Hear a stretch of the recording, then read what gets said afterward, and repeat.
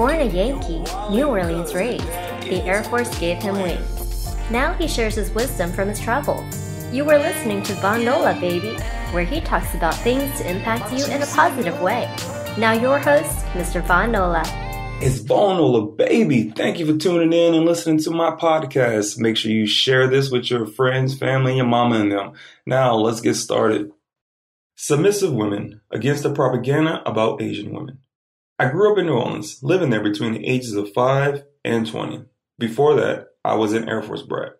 I have lived outside of the United States since I was 21 years old. I am now 28. I lived in Japan for 3 years, spent 15 months in Europe, and I now live in South Korea. I am telling you this to help you understand how I have developed my opinions on the subject of this post. After my first marriage to a woman of color, I didn't think I would marry a woman from South Korea. If anything, I thought I would marry another woman of color or a white woman. So the whole idea that foreign women, and in particular Asian women, were submissive was unfamiliar to me until I started living overseas. First, I think the term submissive women has negative overtones when used in relation to any woman. I believe that all of us, in some form or another, either have been or are currently in a state of submission. For those of us who believe in God or some form of God-like being, you submit to God because you love, trust, and have faith in God. When at work, you have superiors who orders you follow because of their position. Now, in marriage, a woman is submissive to her man because the man has proven to her to be worthy of that submission.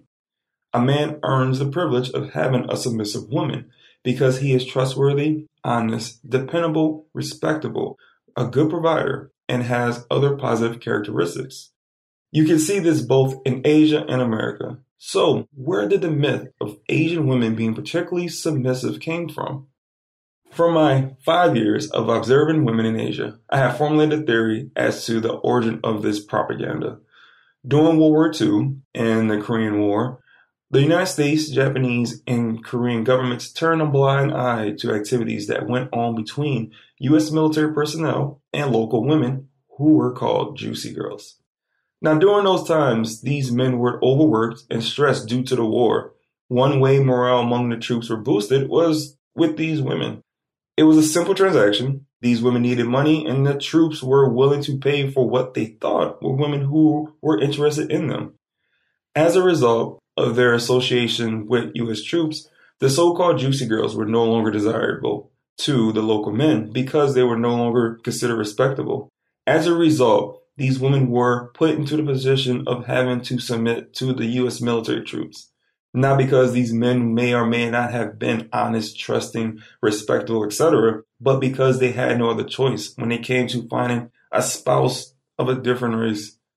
Fast forward to the present day, where the juicy girls aren't as common as in the past, but nevertheless exist in some form or another all around Asia, Europe, South America, the United States, and indeed all over the world. These women have given other submissive women, regardless of their nationality, a bad image. Now, earlier I said a man earns the privilege of having a submissive woman because I don't believe a submissive woman is a weak woman at all. Indeed, I believe she has a lot going for her in many ways because it is entirely her choice to submit to a worthy man. And at any time that she feels the man has lost this privilege, she can either attempt to correct him or choose to leave him. The modern day man boy from any country, not just America, often lacks the positive characteristics of a decent man.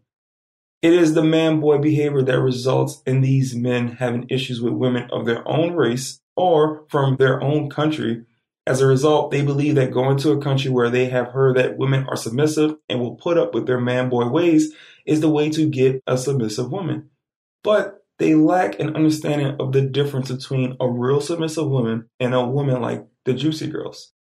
I often see foreign men travel overseas, find a woman, get married, and then move back to their native country only for the relationship to end in divorce or for the woman to leave him and disappear.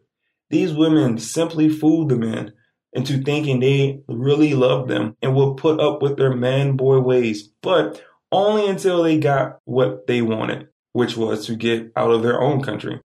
Take, for example, Japanese women who are starting to date more foreign men. This is because some Japanese men are disrespectful to the women because they are more interested in hanging out with other men than with their spouse, and because of their man-boy behavior. My point is this. If these women are not willing to date their own men because of their man-boy ways, why would they put up with a foreigner's man-boy ways? Now, I'm not mad at the women who play foreign men. Don't hate the player, you hate the game. Now I hope that one day the man boys grow up and start behaving like worthy men who can get a woman, regardless of race, to bless them with the privilege of being his wife.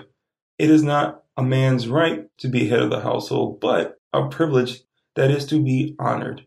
A man would not have a household without his wife and the children she bears for him. Therefore, each day, a man should spend his time working and earning the privilege his wife gives him.